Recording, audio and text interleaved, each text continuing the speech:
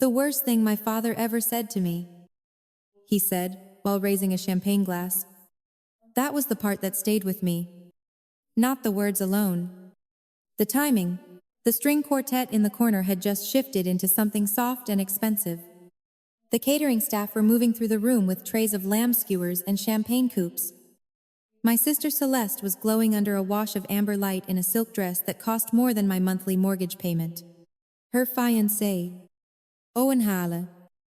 We had one hand at the small of her back, and the look of a man trying very hard to enjoy the evening without underestimating the room. And my father, Vernon Ellison, decided that was the perfect moment to humiliate me in public. We were in the glass conservatory of the old Ridgeway Hotel. The kind of place people choose when they want their milestones to look inherited. There were white orchids at every table, candlelight, heavy silver flatware, our last name printed in dark green on the menu cards. As if the event were less an engagement dinner and more a minor coronation. That was Vernon's style. He didn't just celebrate things. He staged hierarchy. Celeste had always fit beautifully inside that structure. Charming. Polished. Social. In exactly the way my father rewarded. Celeste could wear family expectation like custom tailoring and still look comfortable. I never could. I was the older daughter. 41. Sun market. Detail-driven. And too used to contracts. Permits. And soil reports to confuse aesthetics with foundations. My work never impressed Vernon. Not because it lacked value. Because it produced the wrong kind of value. I build things people only notice when they fail. I develop storm-resilient agricultural infrastructure on inherited and distressed rural land. Retaining systems. Water capture. Access roads. Leasing frameworks. Restoration plans. It's not glamorous work. It's mud. Title searches. Engineers. County meetings. Lenders who talk like weather fronts. And 6 months of being underestimated before someone realizes the numbers were right. Celeste sold brand experiences for luxury hospitality groups. Guess which job my father could explain at dinner. So when Vernon stood at the head of the table that night, smiling into candlelight with his glass raised, everyone expected something polished, something paternal, something about love, legacy. Maybe how proud he was that Celeste had found such a good man. Instead, Vernon looked directly at me. That was the first crack, not because anyone else noticed immediately. Most people in rooms like that don't notice family violence unless it spills a drink. But I noticed. Owen noticed too. I think. His face changed half a degree. Enough. Vernon smiled and said, to Celeste, who always knew how to build the kind of life worth keeping. A soft murmur. A few nods. Judith Kerr, my father's oldest business friend, and the evening's self-appointed witness to elegance, pressed her fingers to her chest, like the line had moved her. Then Vernon went on. And thank God one of my daughters understood that. Because Lord knows not everything built in this family was worth holding on to. There are many ways to insult a daughter in public. This one was efficient. No name at first. No direct blow. Just implication sharpened in front of 80 people with crystal in their hands. A few guests shifted. A few pretended not to hear. That's another thing about humiliation in wealthy rooms.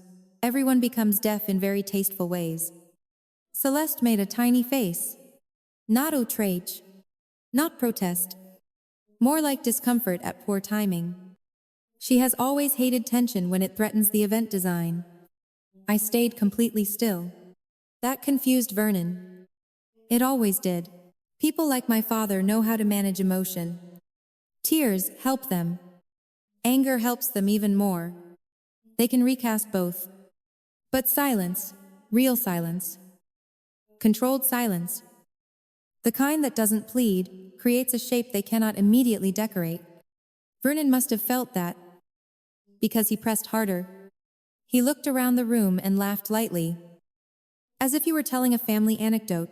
Mara always had ideas, he said. Land deals, projects, grand plan. But building something worth keeping requires judgment. Not just appetite. There. My name. My reduction. My erasure. Not one mention that the land deals he mocked were the only reason Ellison Orchard Partners still held clean title to 218 acres outside Madison County. Not one mention that 3 years earlier, when one of Vernon's brilliant handshake arrangements had nearly triggered a partition dispute, it was Mara who found the chain of title defect, traced the unrecorded easement mess, and prevented a lawsuit that would have gutted the family's leverage before Celeste ever had a venue to pose in. He called it appetite. My father mocked the only daughter who knew where the deeds were filed. While serving dinner on land security, he did not fully understand. The room had gone very quiet by then. But not in my favor. In the room's favor, in the way guests go, still when they know something indecent is happening and are relieved, it isn't happening to them. Judith Kerr leaned toward me and said, under her breath, but not nearly low enough, "Don't mind Vernon. Darling. Some people are meant to preserve things. Some are only meant to chase them. Darling." I turned and looked at Judith long enough for her smile to falter. I didn't answer her. I didn't answer Vernon either. I lifted my water glass, took one sip, set it down exactly where it had been, across the table. Owen Hale had stopped smiling entirely. That mattered, because until then, Owen had been just Celeste's fiancé. Educated, well-mannered, discreetly wealthy in his own right, from a family that owned timber, water rights, and enough quiet legal machinery to make men like Vernon perform harder than usual. But in that moment, Owen stopped being a guest and started becoming something much more dangerous. An observing outsider. Outsiders are fatal to family myths. They don't know which lies are supposed to be decorative. Celeste touched Owen's wrist. Maybe to calm him. Maybe to keep the evening from tilting. Vernon mistook that movement for victory and kept smiling into the room like he had just delivered a brilliant paternal truth instead of a cheap little execution. Then Owen set down his champagne glass and asked, in the mildest tone imaginable, "Sorry before we toast that point any further. Can I ask something?" Vernon, still glowing with his own performance, laughed. "Of course." Owen glanced from Vernon to me, then to Celeste, then back to the table setting in front of him, where the event card listed Ellison Family Estate Dinner in embossed green. And then he asked the question that changed the temperature of the whole room. Which Ellison actually holds title to the north parcel now? If you want to understand how a father can humiliate one daughter at an engagement dinner without thinking he's done anything improper, you have to understand the family architecture long before the dinner starts. In my family, the value had always been measured in a language I did not speak fluently enough to be loved for it. Celeste knew that language instinctively. Celeste could enter a room and make people feel as if they had been wisely arranged. She knew where to stand in photographs.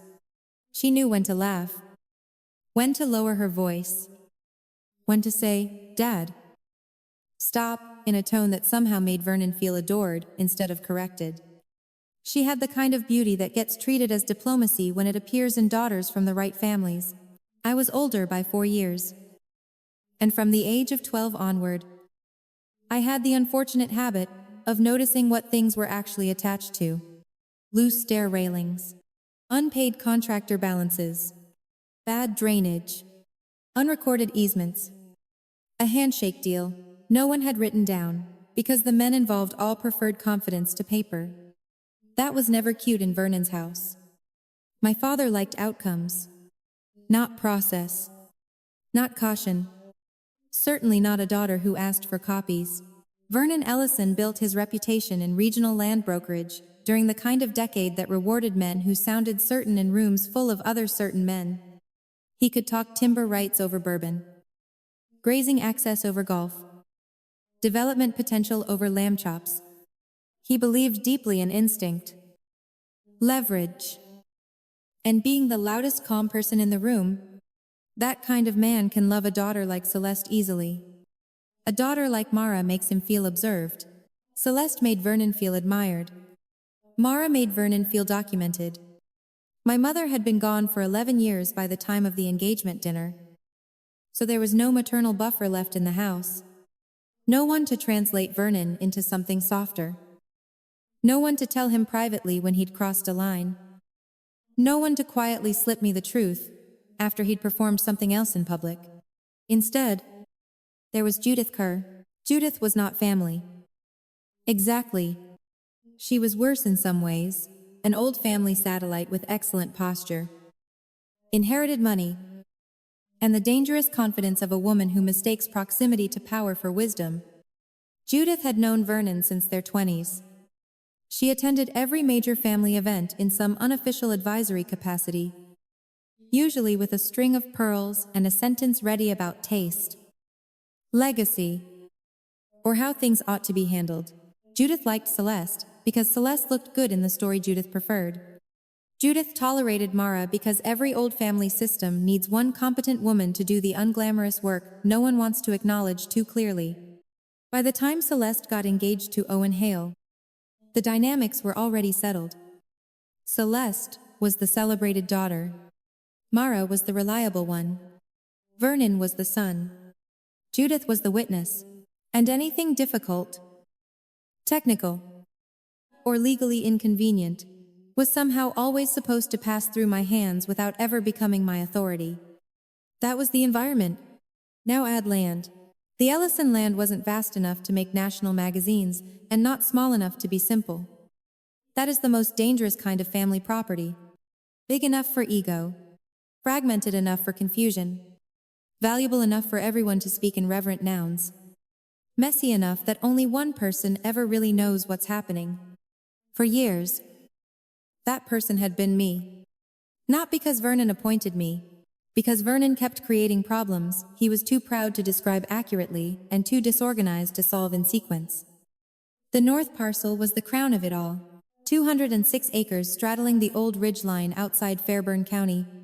Part orchard, part timber, part runoff trouble, part unrealized development fantasy. Beautiful, in the way land gets beautiful when 3 generations use the word future without agreeing on what it means.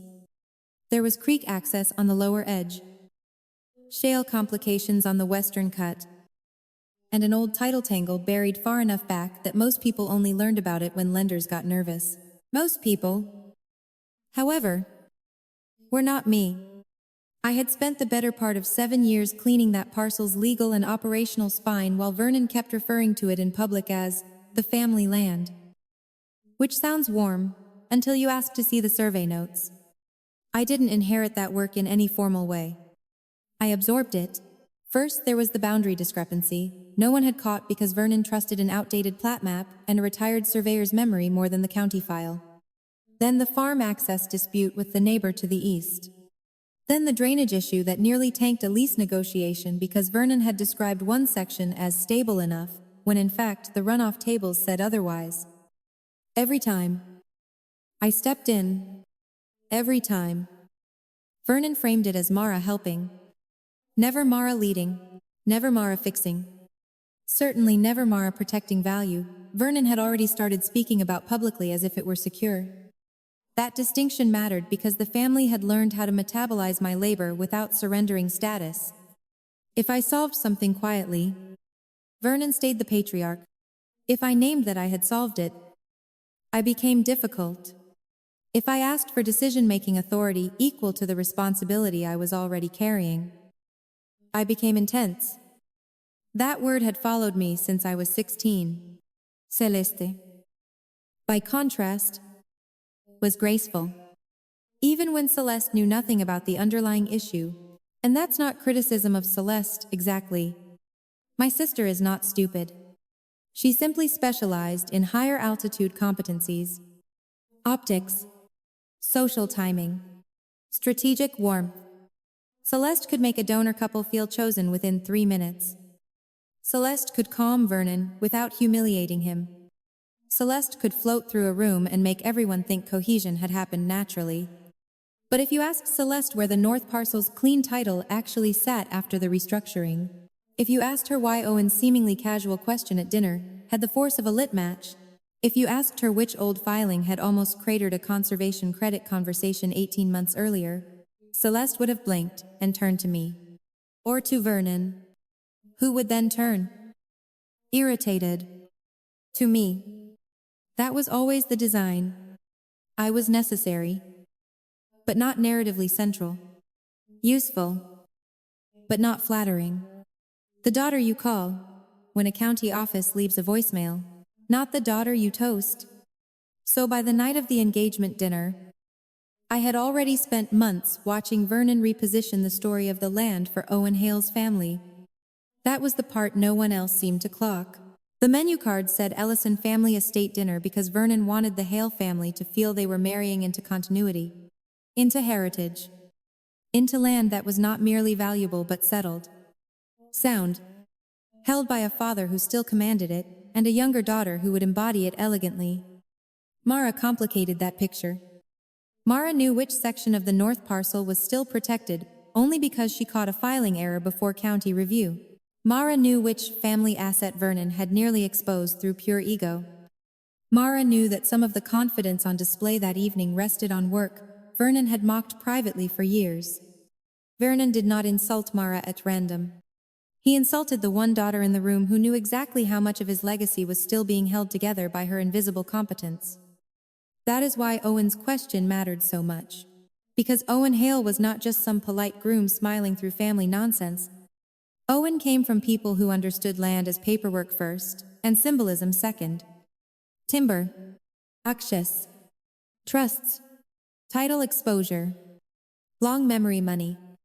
The kind that asks calm questions, and lets weaker men destroy themselves while answering. I don't think Owen planned the moment in advance. But I do think Owen had been listening for a while. Listening to Vernon use the phrase, family land too smoothly. Listening to me say almost nothing. Listening to the friction between public story and private structure, and somewhere between the orchids, the toasts, and Vernon deciding to reduce Mara into the daughter who had never built anything worth keeping. Owen Hale seems to have understood that the room was built on an omission. That omission was about to become visible. Because once Owen asked who actually held title to the North Parcel, the dinner stopped being an engagement celebration with a family tension problem. It became something much more dangerous for Vernon Ellison. A records conversation in formalware. The question should have been easy to answer. That was the first sign it wasn't. Owen Hale had asked it politely. Not like a challenge. Not like a man trying to embarrass his future father-in-law at his own daughter's engagement dinner. He had asked it in exactly the tone people from land families use when they think maybe they misheard something important and would like the paperwork version before they step on the wrong social rake. Which Ellison actually holds title to the North Parcel now? Simple. If Vernon's story had been true, he could have answered in one sentence. If the land structure matched the way he liked to describe it over cocktails, he could have smiled. Named the trust. Named the holding company. Named the family LLC. Named whatever polished mechanism rich families usually hide behind when they want to say ours and mean legally defensible. Instead, Vernon laughed. Too fast. Too bright. A fraction too loud. That laugh told me everything before he even opened his mouth. Oh. Owen. Vernon said, waving a hand as if land title were merely a charming technicality. That's old paperwork. Internally, it's family land. Internally, family land.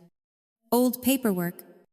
There are sentences that sound harmless unless you understand what they're built to avoid. That one was built to avoid ownership.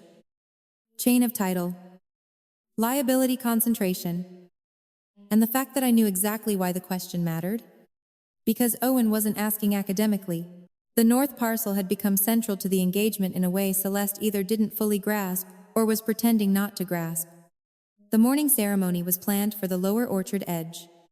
The after-party tenting company, had done a site walk based on Vernon's verbal assurance that the ridge access lane and event footprint were fully under Ellison control. Owen's family had also been quietly discussing a premarital land use gift structure tied to adjacent conservation acreage on his mother's side of the family.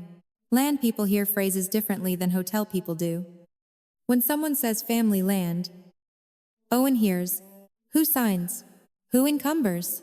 Who indemnifies? Who can block access 6 months from now, when everyone's champagne has worn off? Celeste touched his sleeve. I saw that too. Not because she wanted to stop him. Exactly. More because she wanted the room to remain beautiful. Celeste has always believed tension is manageable if you contain it quickly enough inside better lighting. But the room was already broken. Judith Kerr jumped in before the silence could widen. What Owen means, Judith said with a lacquered smile, is probably just where the parcel sits administratively. Vernon has always held everything together beautifully. There it was again. The language of women who mistake male confidence for infrastructure. Held everything together. Interesting phrase to use, in a room where I was sitting 3 chairs down from my father, wearing a dress bought on sale, after spending most of the previous month resolving a stormwater grading issue on land Vernon liked to describe as legacy. Owen did not take Judith's bait. No. Owen said pleasantly. I meant title. The room went quieter. Not silent. That would have been honest. Just quieter in that expensive, cowardly way groups go quiet when they realize something structurally embarrassing is about to surface and are already preparing to remember themselves as innocent bystanders.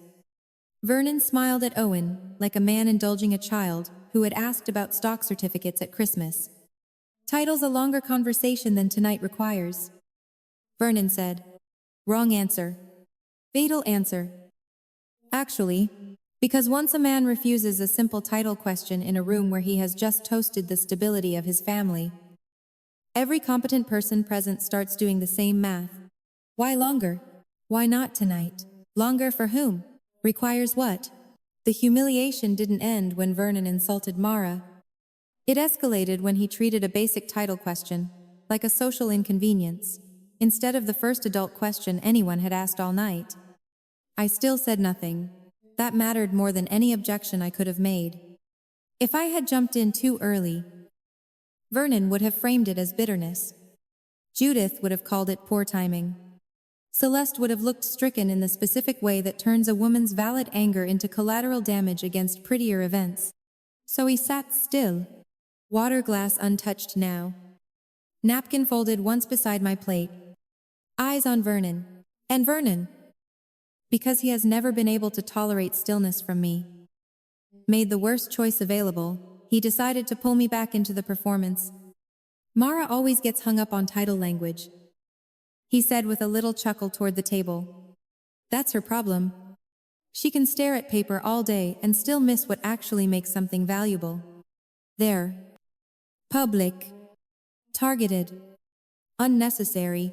My sister's engagement dinner. And my father had decided not merely to diminish my work, but to turn me into the cautionary example inside his blessing speech.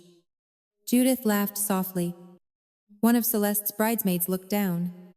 A man from Owen's side uncle, maybe. Timber shoulders. Quiet cufflinks stopped cutting his food. Celeste finally spoke. Dad? Celeste said. Just that. One word, but not to defend me. To smooth him, to soften the edge before it cut the tablecloth completely in half. Vernon kept going. Mara knows numbers, Vernon said. Celeste knows people. And if you're building a future, I know which skill set keeps something alive. I think that was the sentence that made Owen stop being careful. Because insulting me was one thing.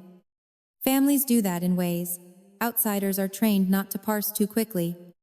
But once Vernon started translating his favorite daughter into relational value and me into sterile technical obsession, he exposed something much uglier than sibling preference. He exposed governance. Who gets praised for optics? Who gets used for structure? Who gets made central? Who gets made invisible? Who keeps the land clean enough for celebrations? Who gets told she's too dry to understand meaning? Owen looked at me then. Really looked. And because he is not stupid. And because he comes from the kind of family where quiet women often hold the hardest files. I think he understood two things at once. First, that I knew the answer Vernon was dodging. Second, that Vernon was gambling I would protect the evening more than I would protect myself. Celeste saw it too. I think. Her face changed not toward sympathy exactly, but toward fear. Not fear of me, fear of the shape the dinner was starting to take. She said, "Can we maybe not do work talk tonight?" That would have been a good line 20 minutes earlier. Now it sounded like what it was. A request to postpone truth until after the flowers had been photographed enough. Vernon nodded, relieved, and lifted his glass again, as if the issue had been neatly handled. "Yes?" he said. "Exactly. This isn't a board meeting. We're here to celebrate something worth investing in." That was the trigger. Not because it was louder than the earlier insults, because it finally made the structure plain. I was the daughter whose work kept land viable. But when the room needed elegance, my labor became work talk. Celeste was the daughter whose engagement represented something worth investing in. And Vernon felt comfortable drawing that contrast with me seated 6 feet away. Because he had spent my whole life confusing my restraint with permission. I put my napkin down. No dramatic movement. No scraping chair. No visible fury.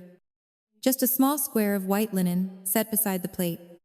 Then I looked at my father and asked, as calmly as I have ever asked anything in my life, "Does Owen not get to know whether the event site sits on land Vernon can actually authorize?" The room froze. There it was. The clean blade. Not "how dare you." Not "you're lying." Not "you've always used me." Just authorization. One adult word in the middle of all that glass and floral softness. Owen didn't speak. He didn't need to. Judith's smile vanished.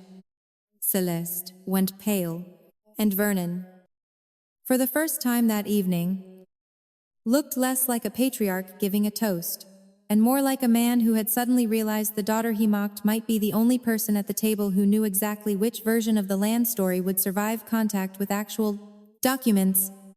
Vernon did not answer me immediately. That was new. My father had built his whole adult life on quickness. Quick certainty. Quick dominance. Quick reframing. He liked to move faster than doubt. Because doubt is where paper starts catching up. But when I asked whether Owen had authorization from someone who could actually grant it, Vernon paused just long enough for everyone at the table to feel the floor under the evening shift. And once people feel that shift, they never quite unfeel it. Celeste turned toward me first. "Mara," she said softly. With that breath-wrapped warning she had perfected by 19. The tone meant, "Don't do this here. Don't make me pick a side. Don't turn my event into something structural." But it already was structural. That was the point. Judith Kerr leaned back and folded her hands in her lap like she had been personally insulted by the existence of land law. "This is appalling timing," Judith said. I looked at her and said nothing. Silence is underrated partly because most people use it badly. They sulk with it, punish with it, fill it with visible hurt so the other person can still control the frame by calling them dramatic. Fragile. Too much. That was not the silence I gave them. Mine was ordered. Mine said, "The question still exists. And all of you know it." Owen understood that immediately. He did not rush to rescue the moment. That was another point in his favor. Less clever men jump in too fast when a room goes tense.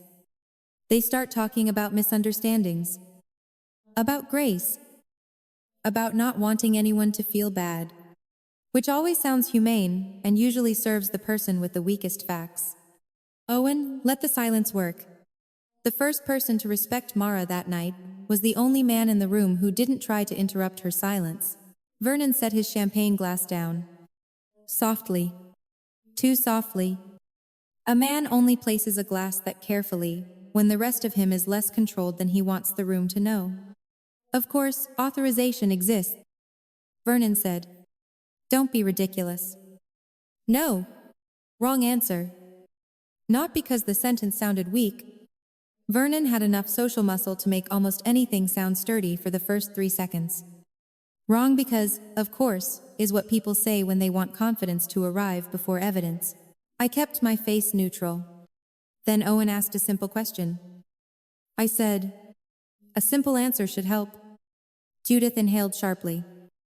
The way women like Judith do when they believe a younger woman has violated not ethics, but cadence. In Judith's world, timing always outranked truth. If a lie was delivered beside orchids, it became a decor issue to challenge it before dessert. Celeste tried again. We can go over land details tomorrow, she said. Not looking at me now, but at Owen. Tonight is supposed to be about us. That line hurt more than Vernon's toast had. Though I doubt Celeste intended it to, because what she was really saying was not you're wrong. It was be right later. And later is where women like me get buried alive in family systems. Later means private. Later means softened. Later means Vernon gets 3 phone calls and Judith gets 2. And by breakfast, the real issue isn't title. Authorization. Omission. It's Mara's delivery. Mara's bitterness.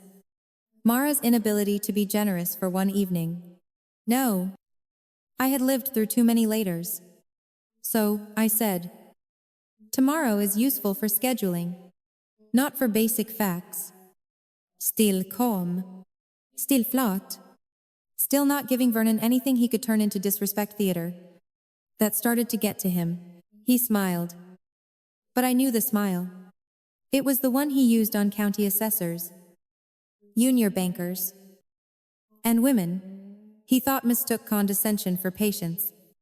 Mara has always loved making things more complicated than they are. Vernon said, another insult, another reduction, another attempt to move the room away from the question and back onto my temperament. I did not defend my temperament. That is the trap.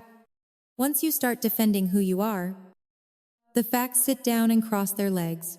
Instead, I lifted my water glass and took one measured sip. Then I put it down and said, no. Mara loves it when complicated things are described accurately. That changed the room again. Because I had used my own name. Not I. Not me. Mara. That tends to unsettle people who have spent years turning you into a role. Daughter. Problem. Worker. Mitblanke. Family accountant. When you use your own name, you stop sounding like a function and start sounding like a person with standing. Vernon heard it. Judith definitely heard it. Owen's eyes flicked toward me for half a second. Not approval exactly, but recognition. Celeste went still. I think that was the moment my sister realized this was not one of our old loops. Not one of those family scenes where Vernon baits. Mara hardens. Celeste mediates. And Judith later explains over coffee that everyone was under strain. This was different. This was a records conversation.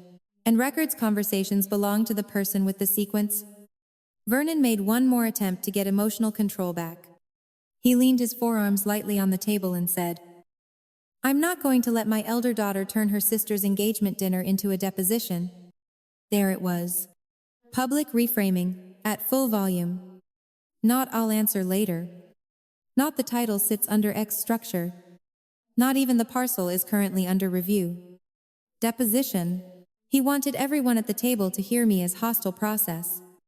To see him as the father refusing to indulge a daughter's appetite for conflict. And the worst part? It almost would have worked in a different room. In a room without land people. In a room without Owen. In a room where the topic was emotional inheritance instead of legal authority. In a room where I had reacted emotionally 5 minutes earlier. But none of those conditions existed anymore. So I kept my hands folded, kept my voice level, kept his word and cut it apart. A deposition requires dispute, I said. Owen asked about title because the event site sits on the north parcel. Mara asked about authorization because Vernon answered with mood instead of structure. That one landed. Not because it was clever, because it was exact. Judith looked furious now. Good. Judith's fury meant the social layer was losing. Celeste said, barely above a whisper. Dad. Just answer. That was new too. Small. But new. Not a defense of me. Not courage exactly. But Celeste had finally realized that refusing the answer looked worse for her evening than the answer itself. And once even the celebrated daughter wants the truth, the patriarch starts running out of ceiling. Vernon looked at Owen then. Not me. That was also important. Men like Vernon stop addressing the competent daughter the moment they realize another man in the room may now be the audience that matters. It is ugly, but it is useful. It tells you exactly how their hierarchy works. The land is under Ellison control. Vernon said. No specific entity. No named owner. No trust language. No parcelle distinction. Just Ellison control. Meaningless. Performative. And deliberately vague. Owen nodded once. Very politely. Then he asked, in the same even tone as before, under which Ellison? There? The silence widened again. And this time even Vernon knew it was no longer mine. It belonged to the missing answer. Under which Ellison? It was such a small question. That was the beauty of it. People like my father spend years building themselves defenses against confrontation. They know how to fend off accusations, redirect emotion, flatten outrage into misunderstanding, and turn any woman's raised voice into a character problem. They are much less prepared for a precise noun followed by silence. Under which Ellison? The string quartet had stopped without anyone seeming to notice. One of the servers froze near the side entrance, holding a tray of champagne like he had accidentally walked into a church dispute. The candles kept burning. The orchids kept pretending this was still an engagement dinner, and not a slow legal exposure in evening wear. Vernon smiled again. It was thinner now. Under the family structure. Vernon said, no. Wrong again. Not because the phrase sounded vague. At that point, vagueness itself had become evidence. Owen didn't move. Didn't even lean in. He just said, what structure is that? Judith Kerr made a frustrated sound through her nose. This is absurd. Judith said, surely title administration can wait until after dessert. There are people who think dignity means keeping quiet until the pretty people have had their soufflé. Judith was one of them. Judith believed timing was morality for women, and inconvenience was the worst sin a competent daughter could commit in public. I looked at her and said nothing. Then I looked at Vernon, because by then I understood something important. Owen had opened the door. But Vernon was still trying to decide whether to walk through it honestly or keep pretending the wall was a window. And that choice would tell me what kind of night this was actually going to become. Celeste reached for her water glass with both hands. A small movement. Controlled. But I know my sister. That was her containment gesture. She only does it when she feels an event sliding beyond the range of beauty. Dad. Celeste said softly. Just explain it. Again. Not defense of me. Not yet. But enough to matter. Vernon cleared his throat. The north parcel has always been managed through my side of the family holdings. He said. Operationally. Mara has handled certain field matters. But that's different from long-term stewardship. There was the first layer. Operationally. Mara has handled certain field matters. That sentence would have sounded harmless to almost anyone else in the room. Mille. Avon. A father acknowledging one daughter's involvement while preserving his own authority. But to me, it was a perfect example of how men like Vernon downgrade women without ever sounding crude. Operationally meant logistics, not strategy. Certain field matters meant errands, not architecture. Handled meant labor without authorship. He was trying to shrink 7 years of structural work into boots and clipboard support. Vernon's first instinct wasn't to answer Owen. It was to reduce Mara's role before the answer had even finished arriving. And the worst part? That reduction had worked on plenty of people before. Because the actual work I do does not photograph well. No one claps when you clear an easement defect. No one toasts when you renegotiate flood exposure language with a county office. No one remembers who identified the drainage failure before the retaining wall, quote, doubled. And when women do land work well, it often disappears into the fantasy that the land was always stable in the first place. That had been my father's greatest luck. He got to speak like a steward because I had done too much invisible work to let the land embarrass him publicly.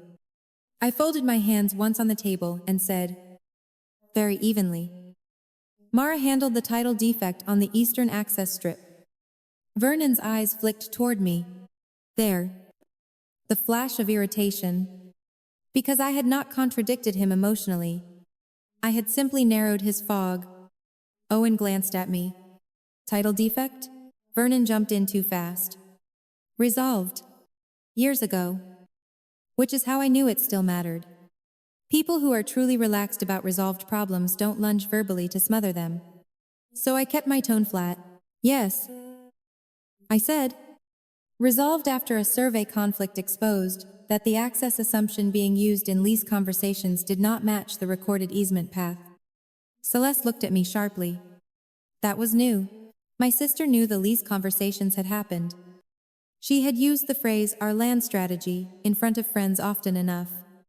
But I don't think she had ever understood that strategy in Vernon's mouth usually meant Mara did 6 months of technical cleanup while Vernon narrated confidence over lunch. Judith said, surely every property has technical cleanup.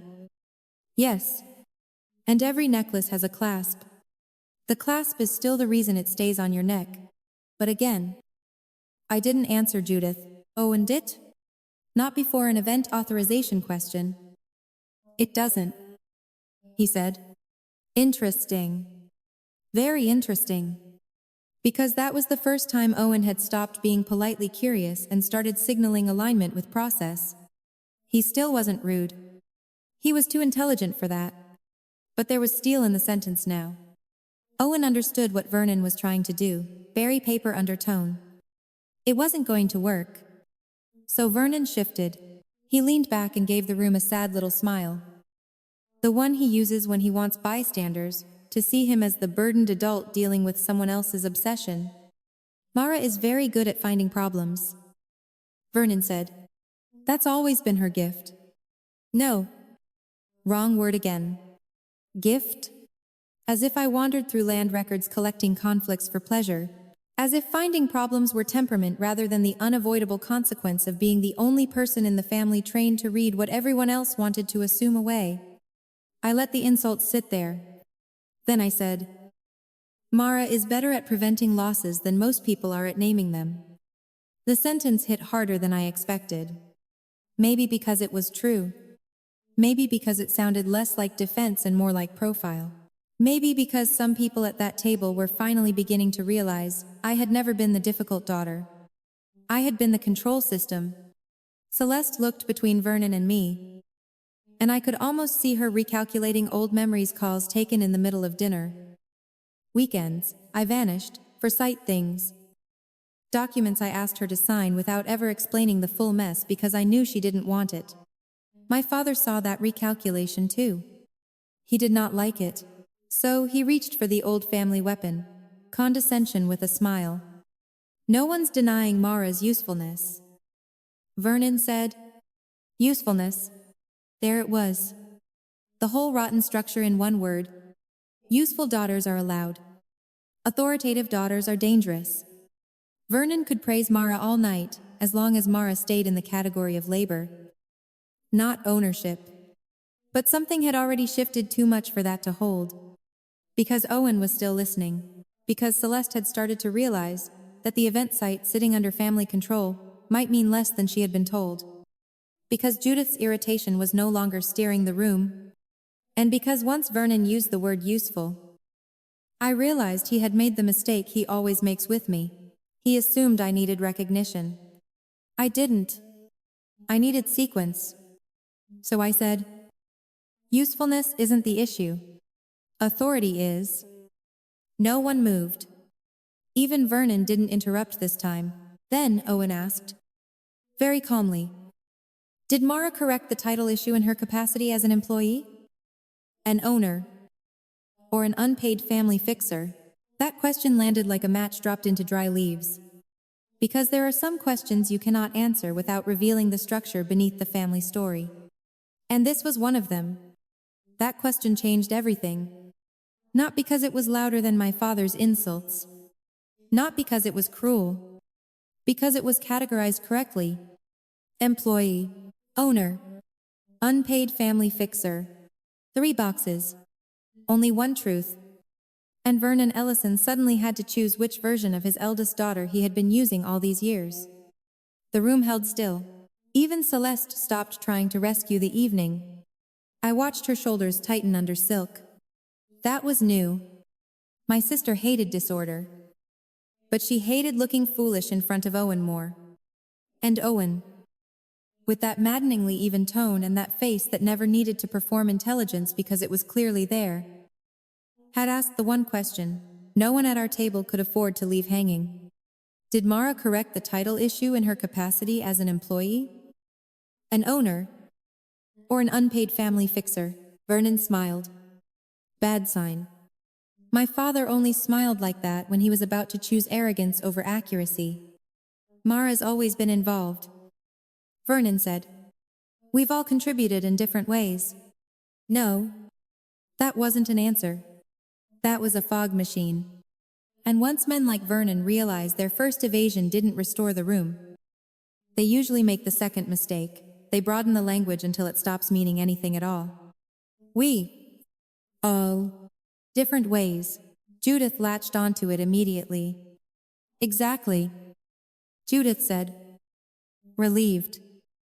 As if Vernon had just produced a peace treaty instead of a cloud. That's what families do. Not every contribution needs a legal category. I turned my head toward Judith. L'une contribution d'où? I said. Short. Flat. Undecorated. Judith blinked. Good, because by then the room had split into 2 camps. Though no one would have admitted it out loud. There were the people still trying to preserve the event. Then there were the people beginning to realize the event had been built on top of a structural lie and might not deserve preserving in the form it had arrived. Owen belonged to the second camp now. I think Celeste did too. Though unwillingly, and Vernon knew it. So he changed tactics. He stopped addressing Owen and started addressing the room. That access issue was years ago. Vernon said. Mara helped chase paperwork because she likes that kind of thing. It was never ownership level involvement. There. Another reduction. Another attempt to make specialized labor sound like personal hobby. Helps. Chase paperwork. Likes that kind of thing. Men who build their authority on invisible female labor always rewrite expertise as temperament, the moment expertise threatens hierarchy. I could feel people watching me now. Not in sympathy. Not yet. In recalculation. The old family narrative that Mara was smart but abrasive. Useful but obsessive. Technically competent, high, but vaguely excessive, works beautifully until one precise outsider starts asking the right nouns in the right order. Then the story has to bear weight. Most of them don't. So I answered Owen directly. Mara corrected the title issue as the person who discovered it. And traced the defect chain. Found the unrecorded access conflict. And stopped Vernon from leasing against assumptions he could not legally support. I said. Not angry. Not dramatic. Just sequence. Owen held my gaze for half a beat. Then nodded once. Meaning understood. Celeste looked at me now with something I had not seen on her face in years. Not affection. Not pity. Recognition. Maybe for the first time. My sister was seeing the difference between Dad says Mara handles things and Mara has been preventing disasters. Nobody else was competent enough to see coming. Vernon saw that shift too. And it rattled him. He laughed again. But there was no warmth in it now. You make it sound heroic, he said. It was a filing mess. Hardly the moon landing. I let that sit. Then I said, it was a filing mess tied to your authority claims. That hit harder than I intended, or maybe exactly as hard as it needed to. Because the moment you attach a patriarch's ego to a correctable defect, people start reviewing the past in reverse. If Vernon had overstated control there, where else had he done it? If the North Parcel had needed my intervention to stay usable, what exactly had been true when he bragged about the land to Owen's family? If I was neither owner nor employee, why had I been doing ownership-grade work without formal standing? And if I had been doing it unpaid, who had been benefiting from that arrangement? That last question started to spread across the table like spilled wine. I saw it hit Celeste first. Her mouth parted just slightly, then closed again. Because she was doing the same math I was. Not about me, about her. If Vernon had been inflating the solidity of the North Parcel while planning her engagement event around it, then Celeste had not merely been celebrated tonight. She had been staged on top of a risk structure she didn't understand. And Celeste hated nothing more than being used as decor in someone else's bluff. Judith, sensing movement she didn't like, jumped back in. This is getting uglier than it needs to be, she said. Wrong. It had been ugly from the start. What Judith meant was visible. I turned back to Owen. You asked about title because the venue footprint matters. I said. Do you want the real answer? Owen said. Yes. Just that. No flourish. No apology for asking. No discomfort at the room. That one syllable pushed us across another threshold. Because now, the question no longer belonged to family politics. It belonged to a guest with standing, whose marriage to my sister would be affected by whatever nonsense Vernon had been trying to perfume. Vernon leaned forward. Mara, he said, warning in his voice. Now, be very careful. There it was. The old command. The old assumption that fear and daughterhood were still linked. They weren't. Not anymore. So I looked at him and said, Mara has been careful for 7 years. That's why this dinner is happening on usable land. Even the people at the far end of the table went still after that. Because suddenly the insult Vernon had started with, "You've never built anything worth keeping," had begun to invert itself in public. He had meant to make me look barren, technical, dry, a woman who could only count, never create. But the facts were beginning to say something else.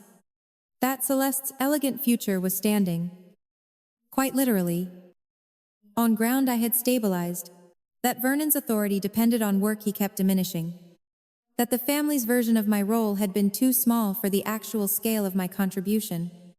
And I could tell from Vernon's face that he knew the room was starting to suspect exactly that. Then Owen asked the next question. And this one was even worse.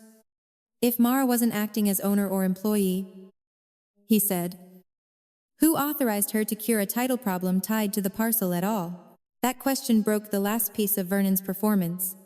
Because until then, and my father could still pretend this was about tone, timing, my temperament, Owen's unfortunate curiosity, Judith's offended sense of etiquette, Celeste's poor evening being hijacked by people who supposedly didn't understand celebration. But authorization is not a mood word. Authorization is structural. It has signatures inside it. It leaves trails. And Vernon knew that, so for the first time that night, my father stopped sounding superior and started sounding irritated. I authorized it, Vernon said. Too fast. Owen nodded once.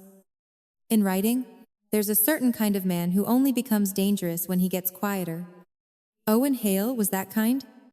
He wasn't trying to dominate the room. He was removing the places Vernon liked to hide. Judith tried to jump back in. This is grotesque. Judith said, "Are we truly interrogating family process at an engagement dinner?" No one answered her. That was when Judith began to understand she was no longer controlling the social weather. The room had turned. Not fully toward me. Not in any sentimental way. But away from her. Away from Vernon, too. Guests who had once looked politely embarrassed now looked attentive. A man from Owen's side had set down his fork entirely. One of Celeste's college friends was staring at her plate with the fixed concentration of someone trying not to seem like she was listening to every word. And Celeste? Celeste had gone very still. That was worse than tears. Worse than anger. Stillness meant she was calculating image against truth and starting to suspect truth might win.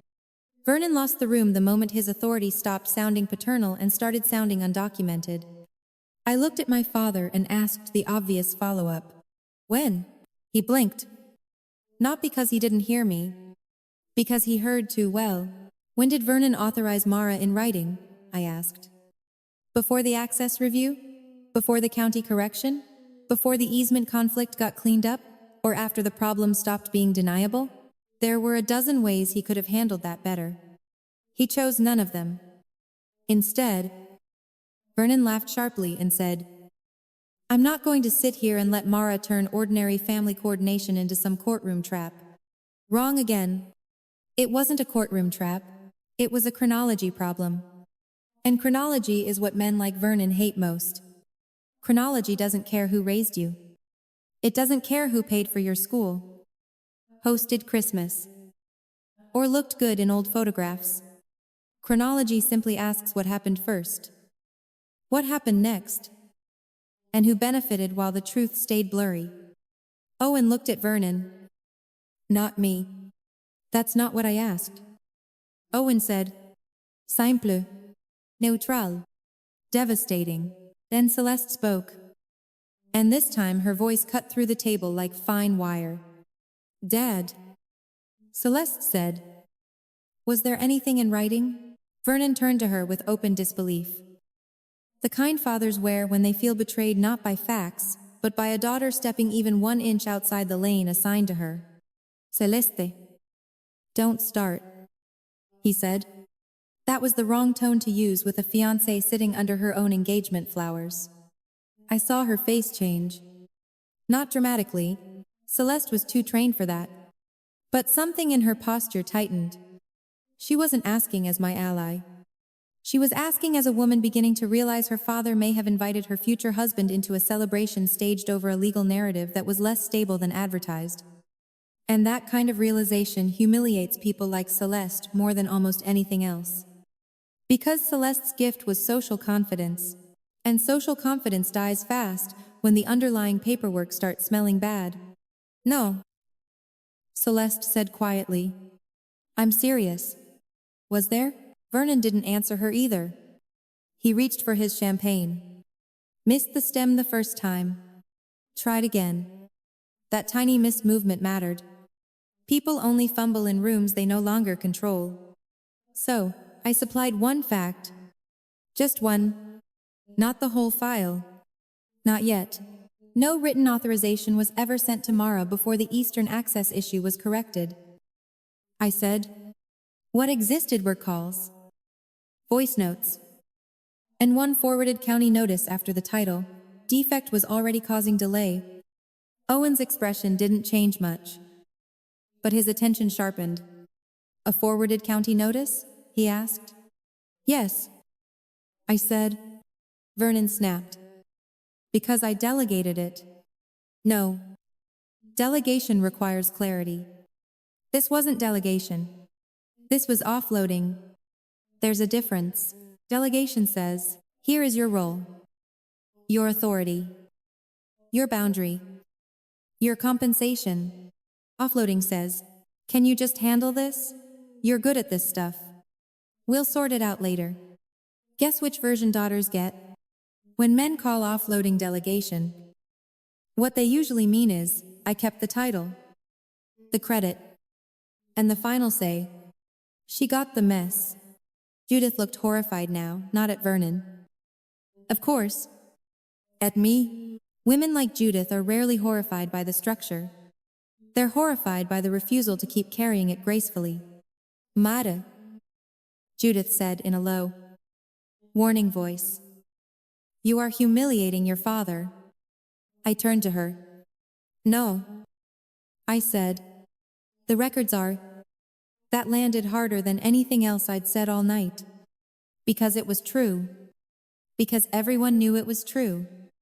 Because once spoken aloud, no one could pretend the conflict was merely emotional anymore. Vernon's face hardened. He stopped trying to sound gracious.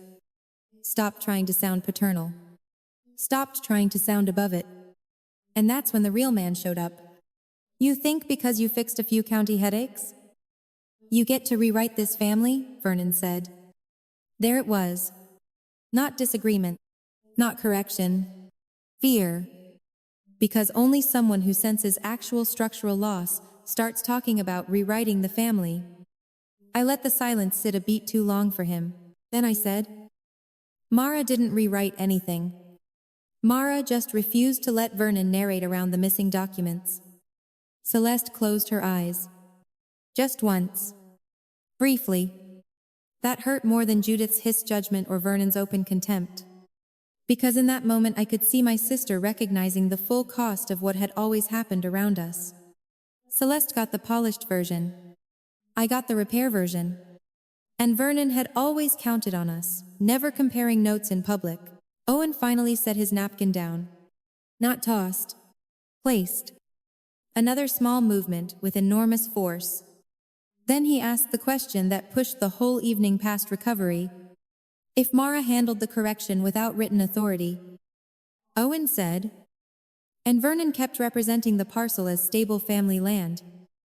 Who actually holds decision-making power over the North Tract right now? Not a family question anymore. Not even un engagement question. A risk question. And Vernon, who had spent the night insulting the one daughter who actually understood the answer, did the worst possible thing. He looked at me before he answered. Everyone saw it. Everyone. That single glance told the room more than any deed copy could have in that moment. It told them he either didn't know the answer precisely enough to say it cleanly, or worse, he knew it, but needed to check how much I knew before he chose his version. Either way, he was finished pretending. Then he said, the tract sits under my control pending final restructuring.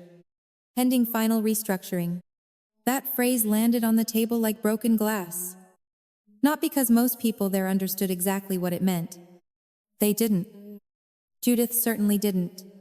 Half the guests probably only heard a wealthy father saying something administrative in an annoyed tone. But the people who mattered heard it clearly.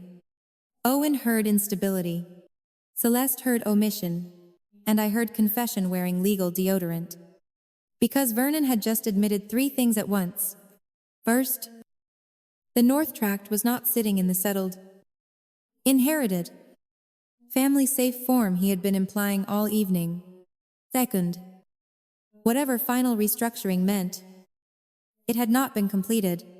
Third, he had been comfortable using that land as visual proof of Ellison's solidity, while the actual paper position remained unfinished.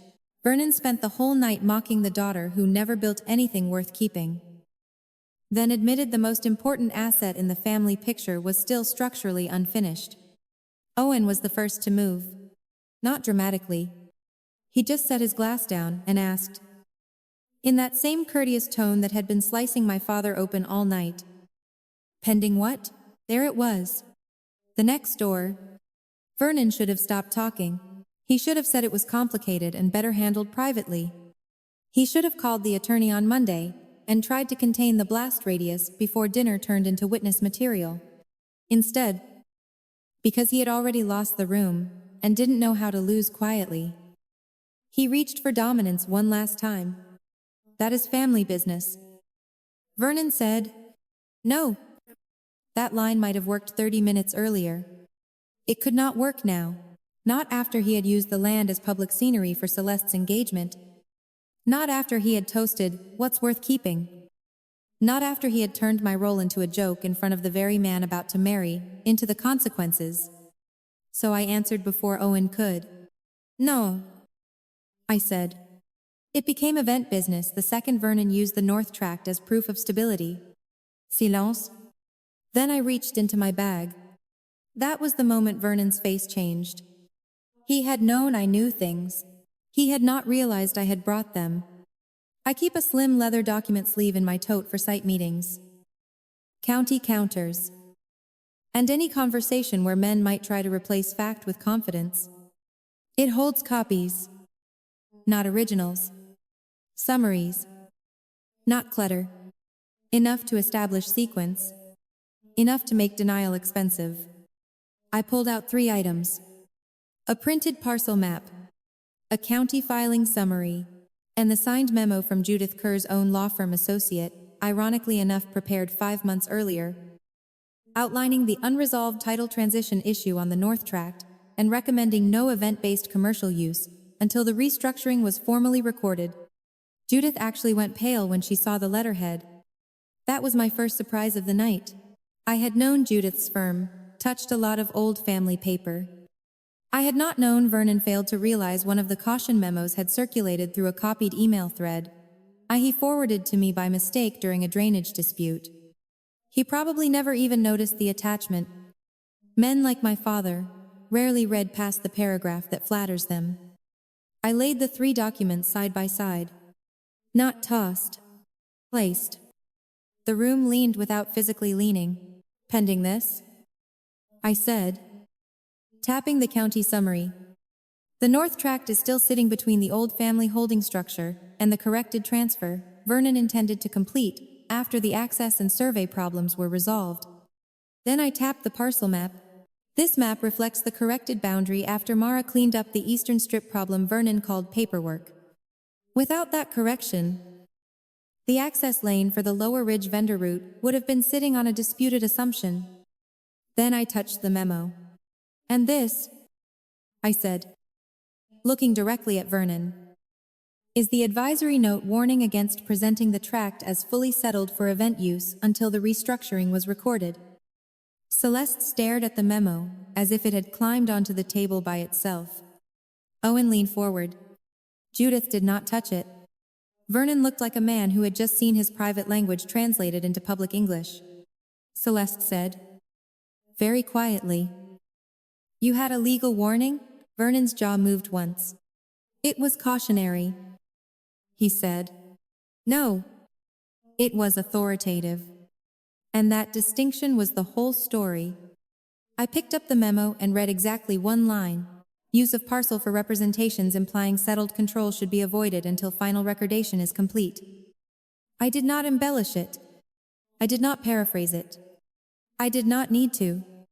That 1 sentence did more damage than anything emotional could have. Because it came from outside the family. Because it came from a legal office Judith herself respected. Because it used the exact phrase Vernon had been weaponizing all night. Representations implying settled control. Vernon didn't just ignore Mara. He ignored a written caution from counsel. Then used the land anyway, as stage dressing for certainty he did not actually have. Judith finally spoke. And for the first time all evening, she sounded old instead of polished. "Vernon," Judith said, "why would you proceed with event planning before recordation?" That was the second surprise.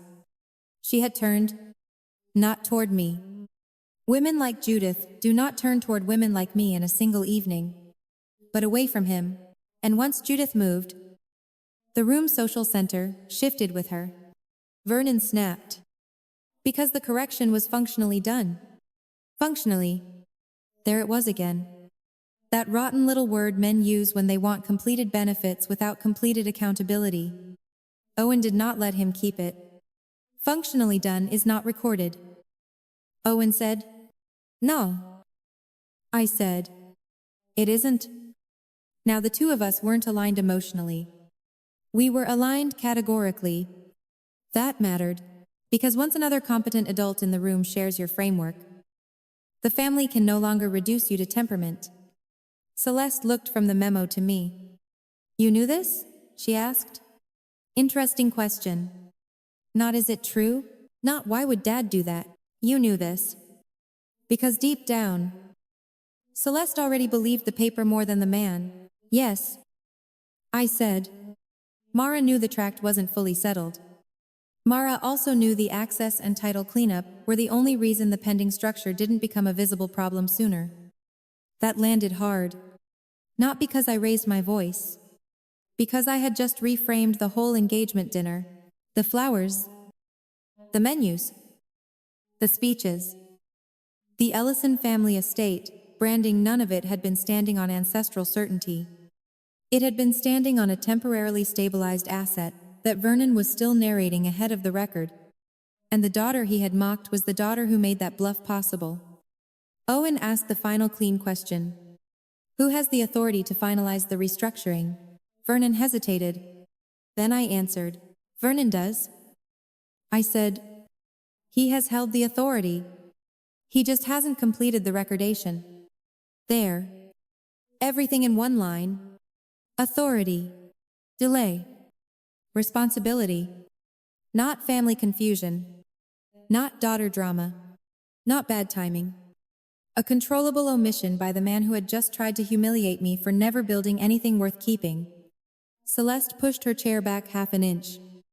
Not enough to stand. Enough to signal rupture. So the land wasn't the issue, she said. Staring at Vernon now. You were... Vernon opened his mouth. Closed it. And in that tiny, silent failure, the whole room saw what I had seen for years. The problem was never complexity. The problem was who benefited while complexity stayed blurry. That was the moment my father stopped being the center of the room. Not when he insulted me. Not when Owen asked the first title question. Not even when I laid the memo on the table. Those things mattered. But the true reversal came when Celeste looked at Vernon and said, So the land wasn't the issue. You were. That sentence cut the room in half. Because until then, everyone could still pretend this was a technical misunderstanding. A timing problem. A dinner that had gone sideways because lawyers and land people were incapable of letting beauty breathe. Judith wanted that version. Vernon needed that version. Even some of the guests probably preferred it. But Celeste killed it. And once the bride-to-be stops protecting the father's narrative, the father has nowhere elegant left to stand. Vernon tried anyway. You're being manipulated, he said to Celeste. There it was. The oldest trick. When a controlling man loses authority over facts, he attacks the judgment of the woman no longer obeying him. Celeste just stared at him. No, she said. I'm being informed. Vernon raised 2 daughters. He spent years treating one like decoration and the other like infrastructure. That night, both daughters finally stopped performing their assigned roles at the same time. Judith jumped in immediately. Celeste, darling, your father has carried this family for decades. Judith said. Mara is clearly upset. And Owen is asking legal questions in a social setting. This is not the time to punish Vernon for imperfect wording. Imperfect wording. I almost admired the desperation of it. As if all of this had been caused by phrasing. As if the issue were tone polish. Not undeclared risk. As if Vernon had simply chosen a clumsy word or two, rather than using unsettled land as social proof while reducing the daughter who made that bluff viable. Owen turned to Judith. It's still perfectly calm. With respect, he said. This stopped being about wording when the event site was represented as settled control, and wasn't. Judith went quiet. That mattered. Because Owen was not fighting. He was classifying. And classification is lethal to manipulative people. They live in blur. In family feeling. In suggestive phrasing. In everyone knows what we mean. The moment someone reduces the situation to categories settled or unsettled, authorized or unauthorized, recorded or not recorded, their favorite hiding places disappear. Celeste stood up then. Slowly. Carefully. No slammed chair. No dramatic exit. But when Celeste rose, All eyes followed her, because she had been the object around which the night was supposed to orbit. The radiant daughter, the symbol, the proof that Vernon Ellison still produced beautiful outcomes. Now she was something else. A witness. She looked at me first. That surprised me. Not long. Not sentimentally. Just long enough to acknowledge the truth she should have asked for years ago. Then she looked at Vernon. You used my engagement dinner to show off land you hadn't stabilized on paper, Celeste said. And you did it after publicly humiliating the one person who actually fixed the problems. The room went so quiet, I could hear one of the candles sputter. Vernon stood too fast. I did not humiliate anyone, he snapped. Ah. There it was. The last defense of people like my father, not denial of the facts, but denial of the injury. Because if he admitted the humiliation, then the insult and the omission would connect. The mockery of Mara would no longer be random family cruelty. It would become what it actually was, narrative control over the woman whose competence made him look authoritative. I didn't argue with him. I didn't need to. The room had moved. Even the guests who didn't know the full land history knew enough now. They had watched Vernon mock one daughter, then watched the same daughter produce documents, sequence, counsel language, and parcel logic, while Vernon offered fog, posture, and irritation. They had watched Owen get cleaner as Vernon got messier. They had watched Celeste stop smiling. Socially, Vernon was already down. But the real power shift came next. Celeste turned to Owen and said, Are we even fully cleared to use the lower ridge tomorrow? Owen answered honestly. Not to my standard. No. Not dramatic. Not moral. Not accusing. Just no. That sentence detonated more quietly than the others. But it did the most damage. Because now the engagement itself, not the marriage, not Owen's feelings for Celeste, but the visible ritual Vernon had staged so carefully, was contaminated by uncertainty he had concealed. And that meant his prestige had become a liability. Vernon didn't lose control when Mara spoke. He lost control when his own lie became expensive to the daughter he'd been trying to impress. Celeste pressed her lips together and nodded once. Then she said, We're moving the ceremony footprint. Judith gasped. Actually gasped. Tonight, Judith said? That's impossible. I spoke for the first time in nearly a minute. No. I said, It's not. Every head turned to me. There it was, my real authority. Not anger. Not revenge. Not theatrics. Competence at the exact moment. Competence became the most valuable thing in the room. The upper terrace can carry the guest load if the rental team shifts orientation and the western tent line is reduced. I said, The caterer's access route still works from the gravel side. The florist loses the orchard photo angle. But the ceremony remains clean, safe, and legally uncomplicated. I wasn't guessing. I already knew the site. I already knew the grades. The load path, the service access, the drainage tolerance, and which vendor would complain the loudest while complying anyway. Judith stared at me like I had changed species. Celeste looked at Owen. Owen looked back at me. Can that actually be done by morning? He asked. Yes. I said, If Mara calls the right people in the next 20 minutes. Not me. Mara. Again. Because by then the difference mattered. I was no longer the wounded daughter offering a helpful emotional gesture. I was the only operator in the room with a viable path forward. And everyone knew it. Vernon did too. That was the sharpest moment of all. He stood there half furious, half exposed, watching the daughter he had called incapable of building anything worth keeping, become the only person who could keep his daughter's engagement from collapsing into public embarrassment. The irony was almost too clean. He said my name, like it hurt him. Mara. No command inside it now. No paternal weight. Just need. I turned to him, and for the first time in my life, I could see that he knew exactly what had happened. The room no longer belonged to his voice. It belonged to my credibility.